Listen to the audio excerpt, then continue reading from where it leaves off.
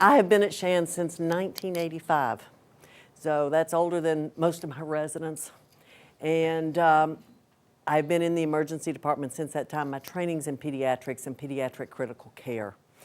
And in this area, we have a unique opportunity to really grab our market, to grab the kids, to help the families, and to build something that's very special.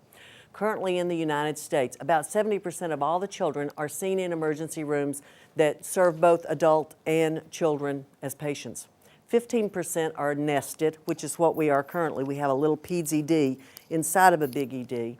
And only 15% of the kids are cared for in freestanding children's hospitals or pediatric emergency rooms. Now imagine the difference if you take your child to a big ED, when ours is gorgeous, but it's packed. And it's packed with people of all ages, and it's packed with people with substance abuse, very ill, motor vehicle accidents. It is bright, it is busy, it is scary. Think about when you go in, it's scary to you. Think about how that appears to a 5-year-old child.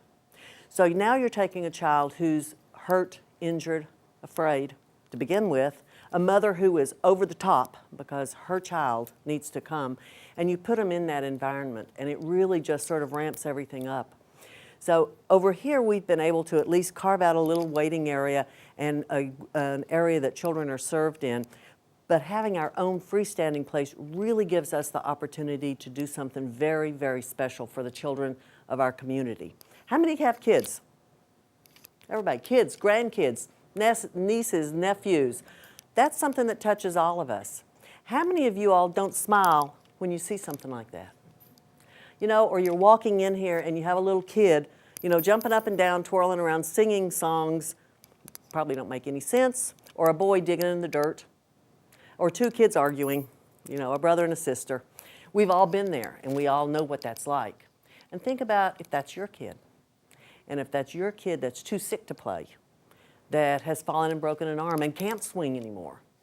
And you want to take him to a place that's staffed by professionals that all they care about is your child, and all they care about are kids. And luckily, as we move across the street, we will have a core of professionals that have volunteered for this, that have chosen to spend their life working with children.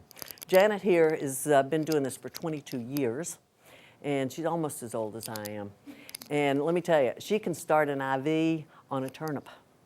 And it's much better to have her do that than to have someone that maybe starts IVs on kids once every 6 weeks, you know, once every 2 months. So a lot of times it's the skill of people that are over there. It's certainly the attitude of people that are over there. We want this very much to be a patient-friendly but family-centered emergency department. We want the families to feel comfortable, and we want to do everything we can to mitigate the pain and anxiety that going to an emergency room inevitably brings about.